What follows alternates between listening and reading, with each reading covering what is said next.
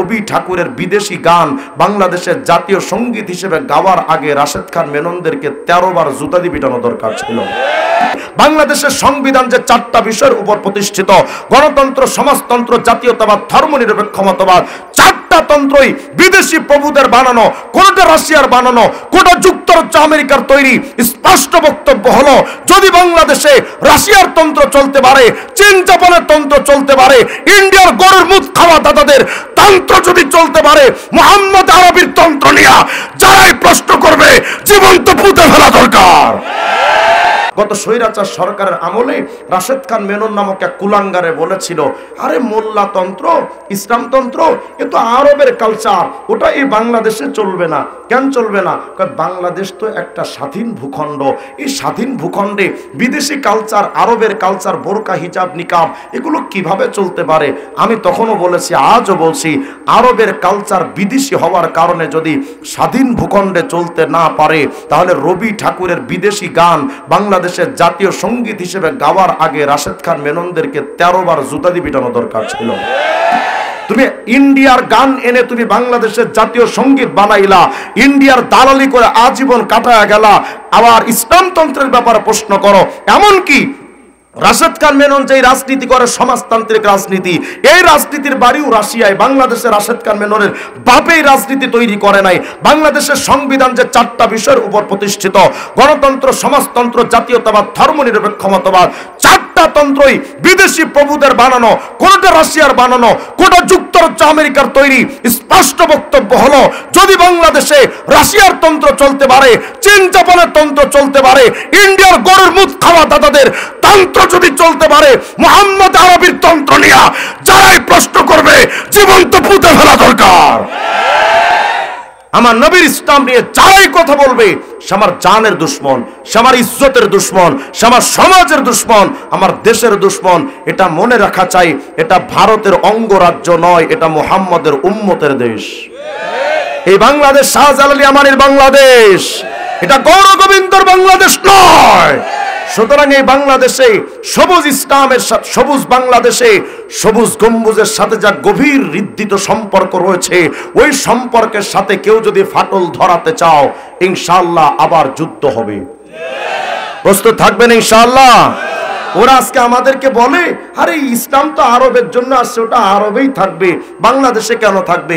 আল্লাহ পাক এই সংশয়ের অবসান করে দিয়ে আল্লাহ বলেন, নবী আপনি জানায় দেন বিশ্ববাসীকে, নবী আমি আল্লাহ শুধু আপনাকে আরবের জন্য পাঠাই নাই, অথচ সকল নবীদেরকে আল্লাহ পাঠিয়েছেন নিজের গোত্র আর জাতির জন্য। দেখেন আল্লাহ পাকে কোরআন শরীফেই বলছেন, লাকাদ আরসালনা নূহান ইলা কওমি, আমি নূহকে পাঠিয়েছি নিজের গোত্র জাতির কাছে। অতিলকা হুজ্জাতুনা আতাইনাহা ইব্রাহিম, ইব্রাহিমকে পাঠিয়েছি হুজ্জত দলিল দিয়ে আলা কওমিহি নিজের জাতির কাছে। ওয়া ইলা আদিন আখাহুম হুদা, হুদকে পাঠিয়েছি আদ জাতির কাছে।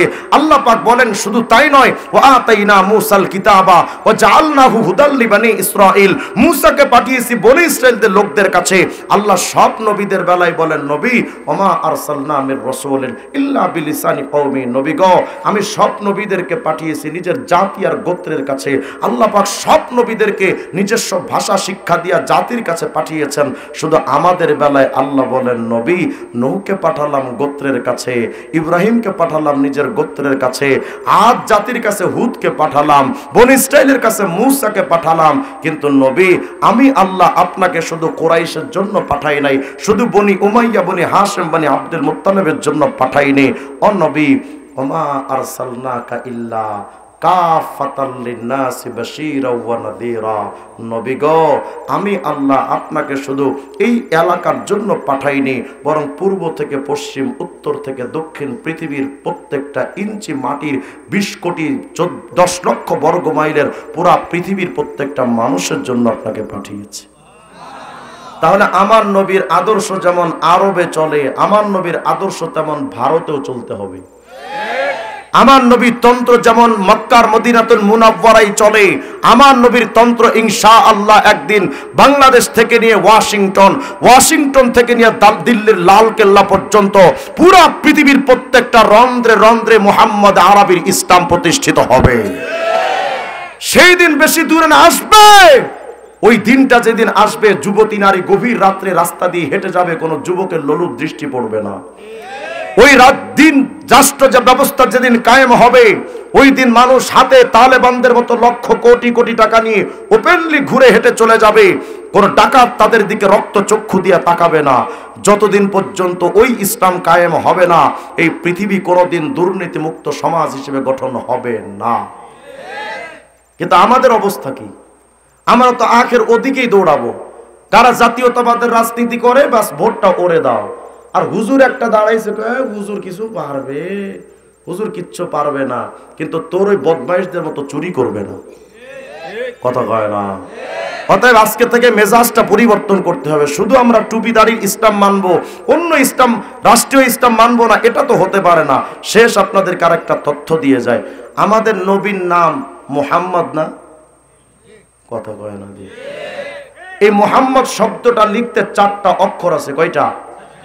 সবাই বলেন কয়টা? মিম, হা, মিম, দাল, 4টা না? ইমাম শাফি রহমতুল্লাহির মাযহাবের একজন আলেমের একটা কিতাব পড়তেছিলাম সেদিন, তিনি লিখেছেন এই মুহাম্মদ শব্দ 4টা অক্ষরের আলাদা আলাদা, প্রত্যেকটা অক্ষরের আবার আলাদা অর্থ আছে। সুবহানাল্লাহ বলবে না? কি অর্থ? কিতাবে লিখছে, মিম আল উলা ইশারাতুন ইলাল মুলকিল আউয়াল ওয়া হুয়া দুনিয়া। মুহাম্মাদের প্রথম মিম মানে মুলকে আউয়াল, অর্থ দুনিয়া। খুব মনোযোগ দিয়ে শোনেন। মিম আত-থানিয়া, দ্বিতীয় মিম, ইশারাতুন ইলাল মুলকি সানি ওয়া হুয়াল আখিরা। মুহাম্মাদের দ্বিতীয় মিম মানে মুলকে সানি, আখিরাত। মাঝখানের হা, ইশারাতুন ইলার রাহমা, হা মানে আল্লাহর রহমত। শেষের দাল, ইশারাতুন ইলাদ দাওয়াম, দাল মানে সদা সর্বদা। মুহাম্মাদের প্রথম মিম অর্থ দুনিয়া, দ্বিতীয় মিম অর্থ আখিরাত, হা মানে আল্লাহর রহমত, দাল মানে সদা সর্বদা। যেন আমাদের নবীজির নামটা মুহাম্মদ দিয়ে আল্লাহ বোঝাচ্ছেন, দুনিয়ার মানুষ, দুনিয়া থেকে আখিরাত পর্যন্ত সদা সর্বদা আমি আল্লাহর রহমত যদি পেতে চাও, আমার মুহাম্মদের সুন্নাত আর শরীয়ত ছাড়া আর কোনো বিকল্প রাস্তা না। তাহলে বলেন তো, নবীজির শরীয়ত মানার দরকার আছে না নাই? রাগ যদি করেন তো কইরেন, পরে কইরেন, আগে কইতে দেন। আটরশি, সুরেশ্বর, চন্দ্রপাড়া, দেওয়ানবাগ, রাজারবাগ, মাইজভান্ডার, পানিশা, বালিশা, লতাশা, পাতাশা, কেল্লাশা, বাংলাদেশে যত ভণ্ড আছে মাজার পূজারী, সবার একটা বক্তব্য হলো আমরা শরীয়ত মানি না। কতক্ষণ আছে না নাই? সবাই বলে আমরা শরীয়ত মানি না। কি মানো? কয় মারেফাত। নাম দিছে সুন্নি। কতক্ষণ? আচ্ছা, নবী সুন্নাত মানে না, শরীয়ত মানেও তো সুন্নাত। কথা কয় না? শরীয়তের মধ্যে সুন্নাত বিরাট একটা অংশ না? শরীয়ত কি? আল্লাহর আইন, নবীজির সুন্নাহ, সাহাবীদের আমল, এই টোটালটার নামই তো শরীয়ত। কথা কয় না? আমি কি কবর জিয়ারত করতেছি কিনা আল্লাহ জানে, কথাটা তো কয়েন রে ভাই। আচ্ছা, তাহলে বলেন, যারা শরীয়ত মানে না তাদেরকে সুন্নি বলা যায়? আস্তে কইলেন যে আপনারা। সুন্নি হওয়া এটাও তো শরীয়তের অংশ, কিন্তু শরীয়ত মানবা না, দাবি করবা সুন্নি, তোমার চাইতে টাটকা ফরমালিন মুক্ত বাটপার সমাজে হতে পারে না। আমরা শরীয়ত টরিয়াত মানি না, গান বানাই।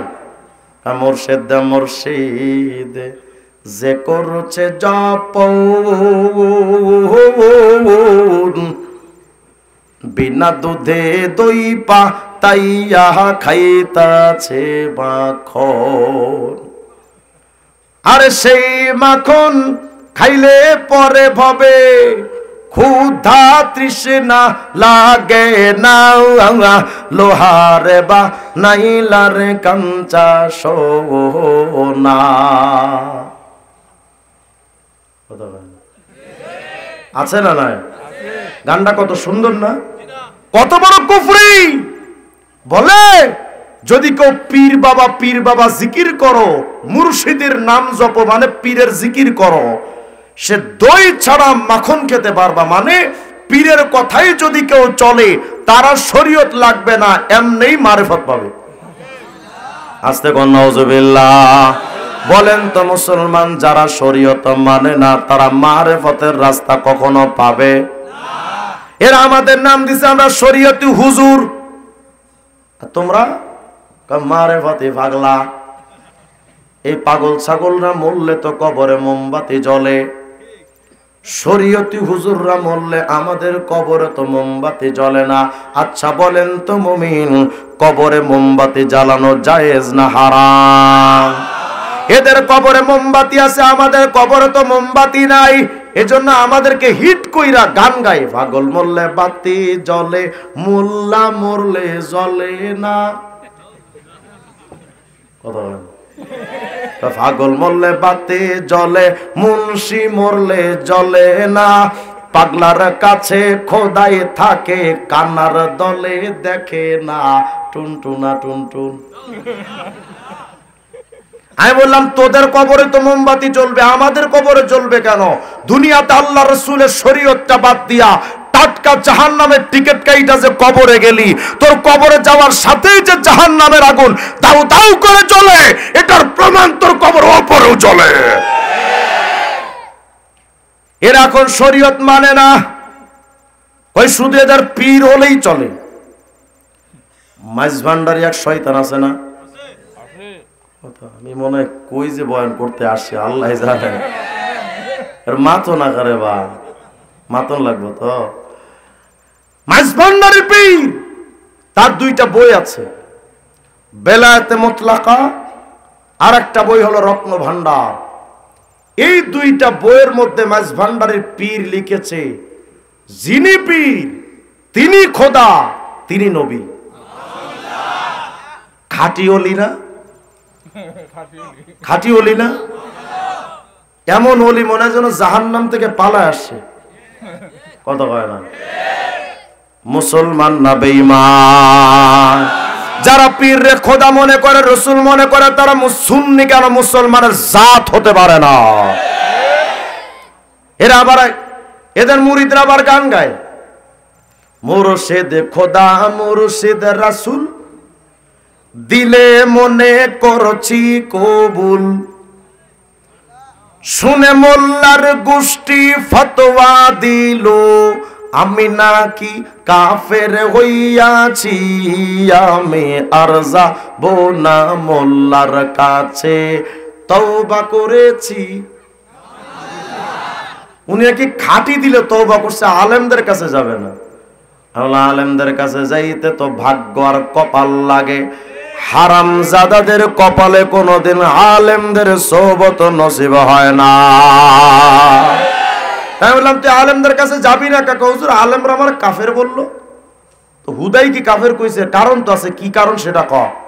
হুজুর আমি একটা গানের মধ্যে ছোট্ট করে একটু বলছিলাম, পীরি খোদা পীরি নবী। হুজুর এতটুকু কইছে, বেশি কইনি, এতে কি কাফের হয়? আমি বললাম না, তুমি পীর রে খোদা কইবা, রসুল কইবা, তুমি কাফের না, তুমি আব্দুল কাদের জিলানী। বলেন তো যারা পীর রে খোদা বলে, রসুল বলে, তারা মুসলমান না বেঈমান? এরা এখন বলে আল্লাহ রসুল দরকার নাই, পীর হলেই চলে। কিরামান কাতিবিন, রোজা হাসরের দিন আল্লাহর কাছে যদি করে অভিযোগ, আমি বলবো দুনিয়ায় ছিলাম ল্যাংটা পীরের লোক। উপায় থাকবে নি? আমি মনে মনে ভাবলাম তুই ল্যাংটার মুড়ি দেয়া যদি গান বানাইতে পারস, আমিও কওমি মাদ্রাসা পড়ুয়া পোলা, বিখাউস কম না আমি, গান আমিও একটা বানাইছি। কই না থাক, পরে সমালোচনা করব।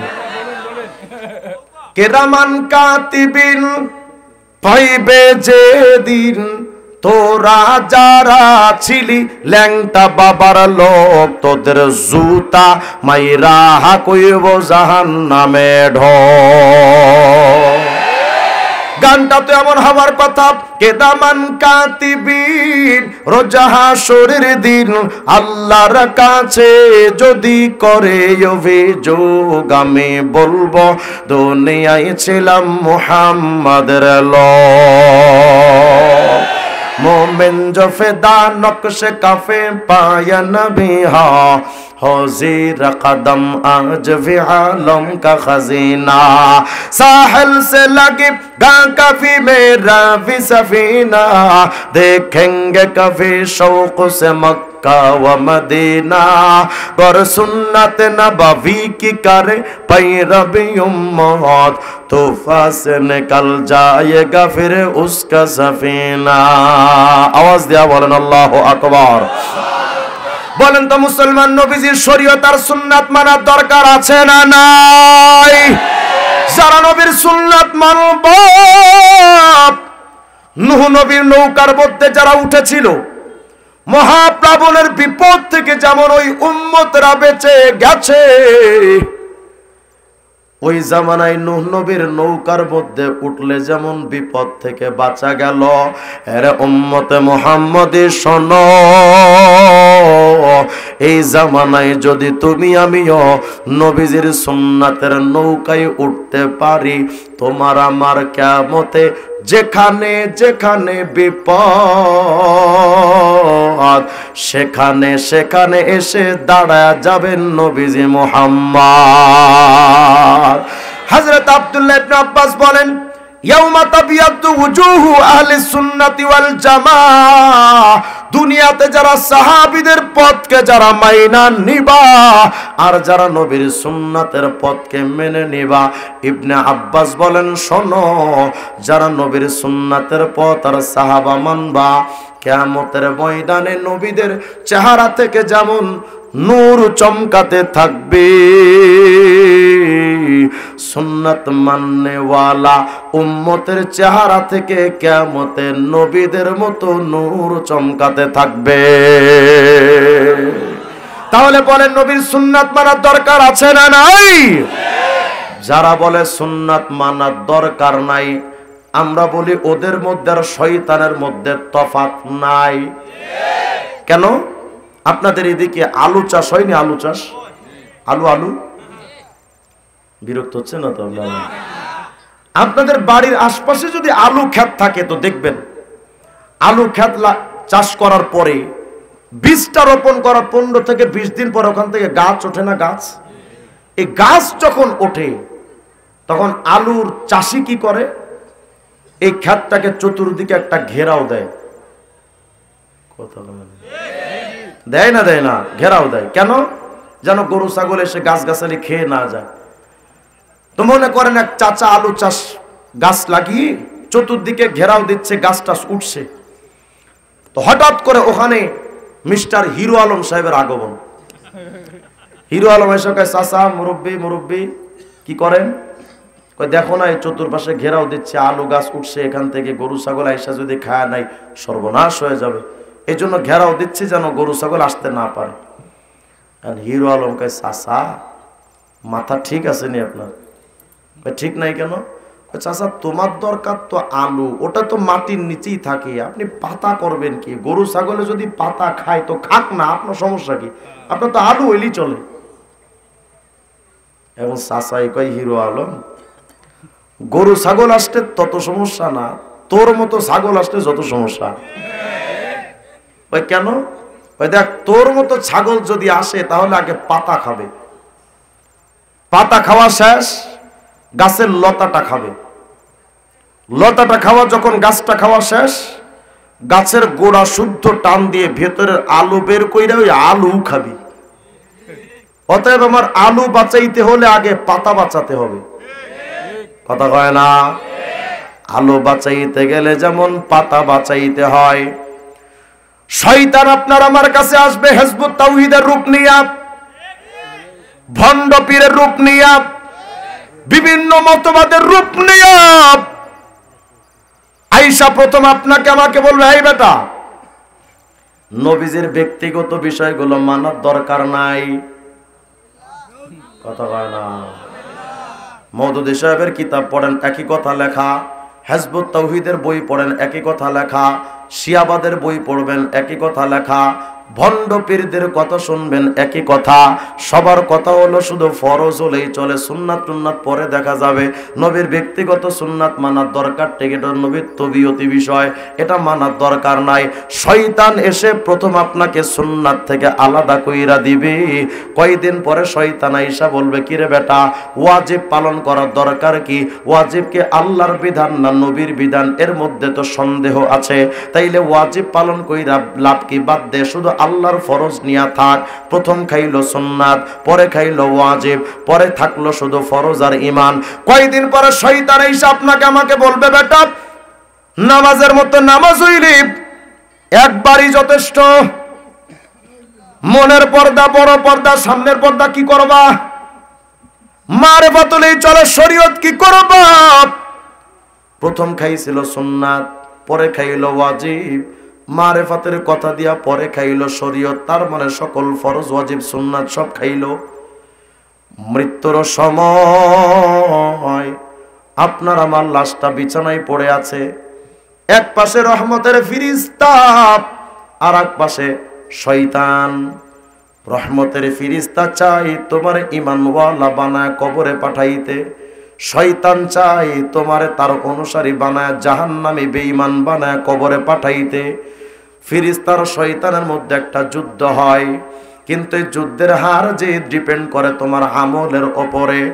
যখন দেখে তোমার জিন্দেগির আমলে ফরজ নাই, ওয়াজিবে নাই, সুন্নাত নাই, শয়তান জিতে গিয়া তোমার বেঈমান বানায় এমন যুক্তি দাঁড় করাবে, তুমি বেঈমান হওয়া ছাড়া উপায় নাই, তোমাকে বেঈমান বানায় কবরে পাঠাইলো। আমি বুঝাতে চাইতেছি, শয়তান বেঈমান বানানোর প্রথম ধাপ সুন্নাতকে নষ্ট করা। প্রথম সুন্নাত খাই, পরে ওয়াজিব খাই, পরে ফরজ খাই, পরে ঈমান খাই।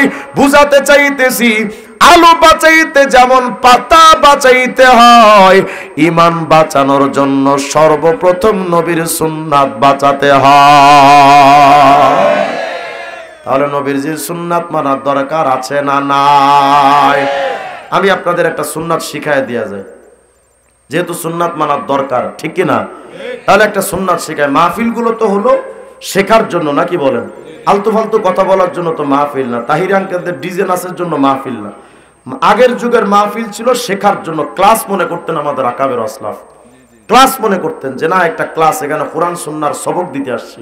আর যারা আসতেন তারাও সবক শুনতে আসতেন। কিন্তু এখনকার সময় মানুষ দেখে ভালো বক্তাকে, ভাইরালকে, বাস দৌড়া, এর পেছনে দৌড়ায়। আপনাদেরকে অনুরোধ করে যাচ্ছি, আমি বক্তা হয়ে আপনাদেরকে বলছি, বক্তা তালাশ করেন না, আলেম তালাশ করেন। আসতে কইলেন কেন? বক্তা খুঁজবেন না, আলেম খুঁজবেন। আলেম এলেম দিতে পারবে, বক্তা বক্তব্য দিতে পারে। বাংলাদেশে 95% বক্তা এলেম শূন্য, এলেম নাই, বক্তা হয়ে গেছেন আলেম। উনাদেরকে দাওয়াত দিলে আবার মানুষ নাই। আপনাদের রুচিহীনতার কারণে বক্তারা নষ্ট হচ্ছে। মাহফিলগুলোকে শেখা এবং শেখানোর জন্য একটা দর্স মনে করা উচিত। চলেন আমি আপনাদেরকে এই দর্সে একটা সবক শিখায় দিয়া যায়। আমার সাথে সবাই বলেন, যে কোনো ভালো কাজ ডান দিক থেকে করা সুন্নাত। বলেন, আবার বলেন, আবার বলেন। এটা মনে থাকবে তো ইনশাআল্লাহ? যে কোনো ভালো কাজ ডান দিক থেকে করা সুন্নাত। এটা আমাদের ক্লাসের একটা সবক। বেশি সবক দিলে তো মনে থাকবে না, এক ক্লাসে একটা সবক হবে। যে কোনো ভালো কাজ ডান দিক থেকে করা সুন্নাত, এটা হলো আমাদের পড়া। এখন আমি এটার উপরে কিছু মেসাল আপনাদেরকে বের করে দিই, কিছু ফুরুই মাসালা। যেমন মনে করেন, পোশাক আশাক পরা ভালো কাজ না খারাপ কাজ? আসতে বললেন যে ভালো কাজ। উলঙ্গ চলা তো ভালো না, পোশাক পরাই তো ভালো। তাহলে পোশাক আশাক পরা এগুলো ভালো কাজ। তাহলে এই পোশাক যখন আমি পরব, আগে বাম হাত ঢুকাবো। সবাই বলেন কোন হাত? যেহেতু ভালো কাজ কোন দিক দিয়ে করা সুন্নাত? ডান হাত। এই তো আপনারা শিখে গেছেন, মাশাআল্লাহ। তাহলে পোশাক পরার ক্ষেত্রে আগে ডান হাত ব্যবহার করব, আর খোলার ক্ষেত্রে আগে বাম হাত খুলবো। পায়ের পোশাক যেগুলো, পায়ের জামা, সেটা লুঙ্গি হোক, পায়জামা হোক, অথবা যদিও সুন্নাত নয় প্যান্ট শার্ট পরা, তবুও যদি সেটাই পরতেই হয়, তবে আগে কোন পা ঢুকাবো? সবাই বলেন না, কোন পা? ডান পা। এটা নবীজির সুন্নাত। আবার যখন খুলবো, আগে কোন পা খুলবো? বাম পা। আচ্ছা, জুতা পরা ভালো কাজ না খারাপ কাজ? ভালো কাজ। তো জুতা যখন আমরা পরবো, আগে কোন পা ঢুকাবো? ডান পা। জুতা যখন খুলবো আগে কোন পা? বাম পা। আচ্ছা বলেন তো, বাথরুম বা টয়লেট ভালো জায়গা না নোংরা জায়গা? বাথরুমে যখন আমরা ঢুকবো তখন সুন্নাত তরিকায় ডান পা দিয়ে আগে ঢুকবো। কোন পা? বলেন বলেন সবাই, কোন পা? বাম পা। যেহেতু ওটা নোংরা জায়গা, ভালো জায়গা না। আর আমরা জানতাম যে কোনো ভালো দিক ডান সাইড দিয়ে হবে। আবার বাথরুম থেকে যখন আমরা বাহিরে আসবো তখন কোন পা আগে বের করব? ডান পা। মাশাআল্লাহ, এই তো আপনারা শিক্ষিত সচেতন মানুষ, মাশাআল্লাহ বুঝে গেছেন। আবার বলেন তো, মসজিদ ভালো জায়গা না খারাপ জায়গা? ভালো জায়গা। এই মসজিদে যখন আমরা ঢুকবো আগে বাম পা দিয়ে ঢুকবো। কোন পা? ডান পা, যেহেতু ভালো জায়গা। আবার মসজিদ থেকে যখন বের হব কোন পা? বাম পা। এই কয়েকটা সুন্নাত আমাদের তো প্রতিনিয়ত এগুলো করা লাগে, লাগে না? আজকে যখন এখান থেকে উঠে বাড়ি যাবেন তখন জুতা পায়ে দেওয়া লাগবে না? কোন পা আগে দিবেন? মনে থাকবে ইনশাআল্লাহ? সবাই বলেন ইনশাআল্লাহ। আচ্ছা, এই কয়েকটা সুন্নাত আপনাদেরকে শিখালাম।